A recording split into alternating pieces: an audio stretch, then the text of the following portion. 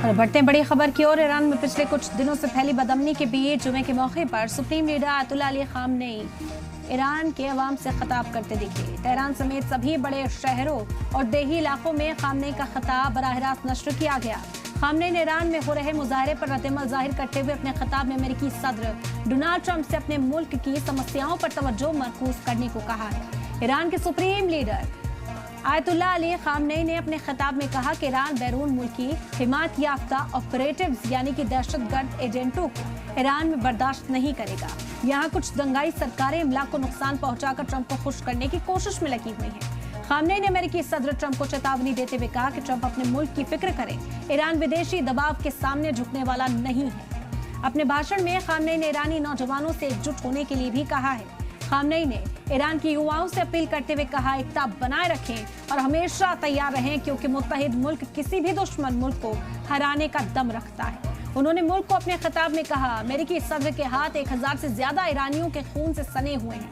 ये तबसरा पिछले साल जून में अमेरिका द्वारा ईरान की न्यूक्लियर सुविधाओं पर किए गए हमले के बारे में था। खामनेई ने कहा, सभी को पता होना चाहिए कि इस्लामिक रिपब्लिक सैकड़ों हजारों इज्जतदार लोगों के खून से सत्ता में आए हैं और ये तोड़फोड़ करने वालों के सामने पीछे नहीं हटेंगे। राजधानी में अशांति का जिक्र करते हुए उन्होंने कहा कि प्रदर्शनकारी अमेरिकी राष्ट्रपति को खुश करने के लिए ऐसा कर रहे हैं, वो उन्हें खुश करना चाहते हैं। और इस खबर पर ज्यादा तफसील हासिल करते हैं, किस तरह से इस बयान को देखा जा रहा है, इस बारे में चर्चा करते हैं। हमारे साथ एक खास मेहमान जुड़ गए हैं, फॉर्मर एम्बेसडर महेश सचदेव साहब। खैर मकतब करते हैं सर आपका। जिस तरह की बयानबाजी की जा रही थी अमेरिकी सदर ट्रंप के जरिए से, खामनेई देश में नहीं है या छिपे हुए हैं या तरह तरह के इल्जाम आयद किए जा रहे थे, आज जवाब एक तरह से दे दिया गया और ईरान की तरफ से कहा जाए कि जोरदार जवाब दिया गया है। शुक्रिया, आपके चैनल पर आकर के मुझे खुशी होती है। आपकी बात काफ़ी हद तक सही है। खामेनेई साहब ने एक बात शुरू में पिछले जुमे को बयान दिया था और उसके बाद अब ये दूसरा बयान आया है। पहले बयान से ये उम्मीद जाहिर की जा रही थी कि ये मामले कुछ ठहर जाएंगे और मुज़ाहरात कम हो जाएंगे, लेकिन मुज़ाहरात कम नहीं हुए हैं बल्कि कुछ हद तक बढ़े हैं। और आपको जैसा कि मालूम है कि ईरान के सरबराह एक तरह से एक अच्छी सी प्लेबुक अब तक उसके मुकल्लमत कर चुके हैं। और शुरू में क्या होता है, ऐसे मुज़ाहरात होते हैं तो उनको सख्ती से दबाया जाता है, लेकिन अगर वो फिर भी जारी रहते हैं तो उसके बाद एक तरह से गुड कॉप बैड कॉप की सियासत अपनाई जाती है। बैड कॉप वो होता है जो कि सबको धमकाता है, डराता है, जैसा कि खामेनेई साहब कर रहे हैं।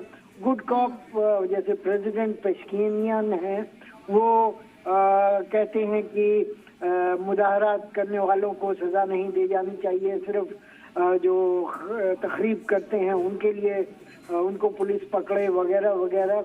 और $7 की हर ईरानियन इंसान के बैंक अकाउंट में 10 मिलियन रियाल का वो कहते हैं कि जमा कराना चाहिए हर अकाउंट में। कुछ हद तक ये सब किया जाता है। एक तरह से कंफ्यूज हो जाता है मुजाहिरान जो है का जो तबका है।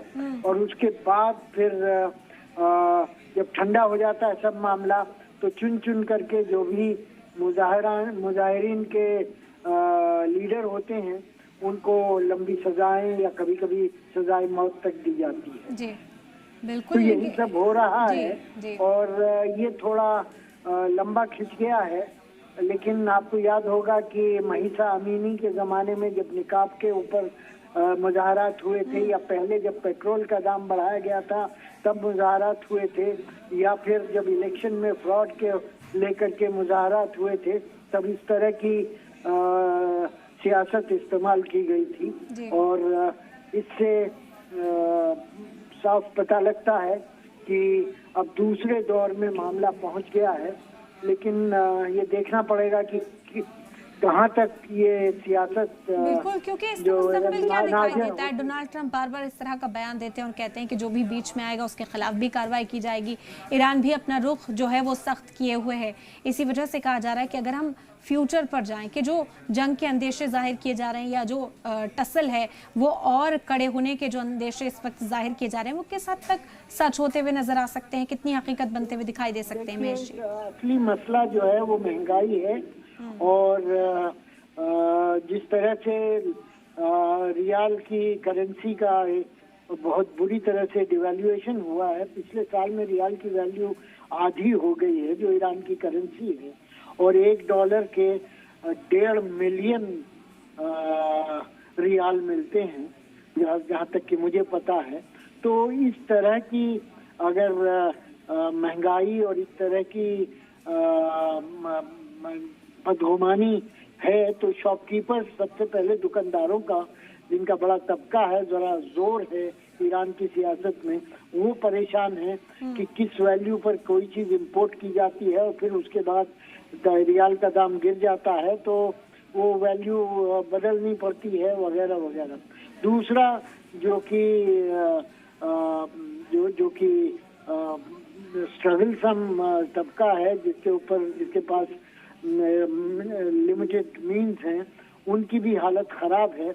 और वो ये देखते हैं कि ईरान की जो क्लर्जी है या बड़े बड़े ऑफिशियल्स जो हैं वो शान शौकत से रह रहे हैं तो उनके मन में भड़ास उठती है, और ये भड़ास और ये जो नाखुशगवारी है ये मज़ाहरात की शक्ल लेती है।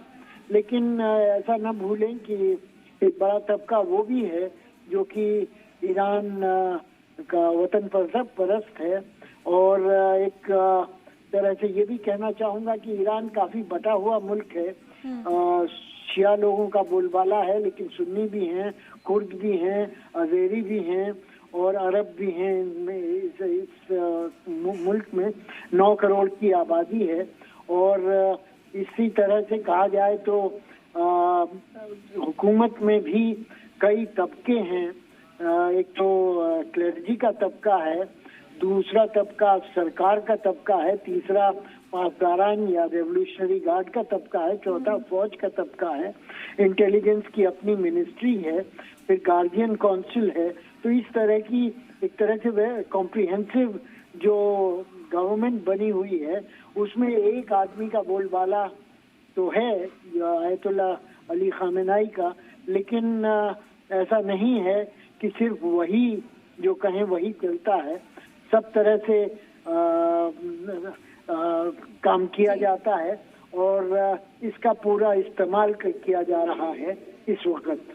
बिल्कुल, क्योंकि कहा जा रहा है कि तख्ता पलट की जो ये सियासत अमेरिका कई मुल्कों में कर चुका है, क्या उसे दोहराने के लिए इस तरह के मंसूबे बनाए जा रहे हैं? धमकी भी अमेरिका की ओर से, ट्रंप की ओर से लगातार की जा रही है कि अगर उनके खिलाफ आवाज़ मुकर करने की कोशिश की जाती है तो दूसरे मुल्कों की तरह से कुचल दिया जाएगा। लेकिन आपने डेमोग्राफी का जिक्र किया है ईरान के अंदर, वहाँ के रिजीम चेंज को लेकर ये बातें की जाती है क्योंकि वहाँ पर एक रिलीजियस लीडर के तौर पर खामनेई को देखा जाता है, मोर देन कि वो वहाँ के एक लीडर हैं, वो वहाँ के सरपरस्त हैं। तो कहा जाता है कि दूसरे मुल्कों की तरह जहाँ अमेरिका की चाल कामयाब हुई है, ईरान के हालात जो है वो मुख्तलिफ नजर आते हैं, वहाँ की जो पॉलिटिक्स है वो कुछ और दिखाई देती है।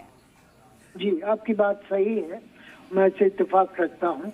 और ईरान जैसा मैंने कहा एक बड़ा मुल्क है, 9 करोड़ की आबादी है, वेनेजुएला की आबादी 3 करोड़ थी और वहाँ पर एक लीडर का बोलबाला था। यहाँ पर पूरी सियासत है, पूरा इकोसिस्टम है जिसको लेकर के किसी भी एक आदमी को हटाने से कुछ ना होगा। और दूसरा ये भी कहना होगा कि ईरान ट्रंप साहब जो कहते हैं वो ईरानियों के अपने जो वतन परस्ती का माहौल है या अपनी दीन परस्ती का जो माहौल है उसको भड़काता है। वो आप जानती हैं कि ईरान इकलौता शिया मेजॉरिटी का मुल्क है और ये जो कुर्बानी का जो उनके अंदर जज्बा है उसको ट्रंप साहब समझ नहीं पा रहे हैं। जी, शुक्रिया। बिल्कुल, अब देखना होगा क्योंकि ट्रंप साफ तौर पर यहाँ अल्टीमेटम एक तरह से देते हुए नजर आ रहे हैं। उनका दावा है कि प्रोटेस्ट खामनेई के खिलाफ खड़ा किया जा रहा है। खामनेई का कहना है कि सब कुछ ठीक है, नौजवान जो है वो ईरान के अंदर मुत्तहिद है। देखना होगा इस मामले का मुस्तकबिल क्या दिखाई देता है। बेहद शुक्रिया महेश जी, आपने अपना कीमती वक्त दिया। इस चर्चा में आप हमारे साथ शामिल हुए, इन हालात को बेहतर आपने समझाया।